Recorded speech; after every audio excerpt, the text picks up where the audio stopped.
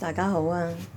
每日就係忙，一朝頭早就順便落街市買嘢食買餸，準備今晚嘅飯餸。今晚我諗住煎三文魚，啲魚呢，得閒就買啲擺喺屋企啦。咁啊浸咗水洗乾淨，咁啊而家就搣埋個生菜就搞掂㗎啦。係啊，每一日都係諗定要食咩餸咁樣咯，咁就我好中意食生菜，好方便，好簡單，就搣爛佢，洗一洗佢，咁就可以白灼，跟住落啲蠔油就搞掂。前日已經想買嚟食㗎啦，但係冇貨喎，竟然今日就見到就買過咯。咁阿姐都好好啊，送咗幾條葱俾我。我冇講到叫佢送咁樣，自己搞掂，因為都係幫襯開嗰間嘅。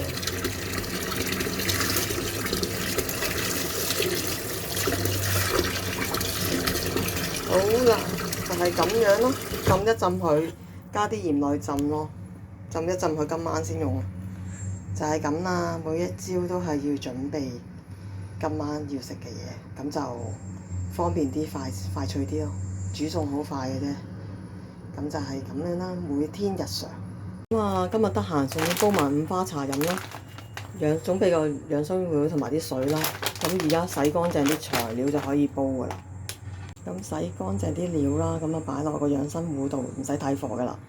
撳花茶嗰個模式就可以煲咯，或者煲湯個模式就煲耐啲都可以嘅，自己再撳咯。睇下個色水啊，煲幾耐？應該涼茶應該煲1個鐘頭內已可以搞得掂噶啦。咁係咯，今日我自己又加咗啲菊花啦，因為我自己買好多菊花，除咗呢一包之外，仲有一大包菊花。我唔知點解買咁多嘅，係啊。咁就擺多啲落去啦。咁啊洗乾淨晒啦，咁就撳掣就可以噶啦。而家撳咗電啦，跟住撳花茶咯，花茶模式，跟住冚埋個蓋，等佢慢慢煲就搞掂㗎啦。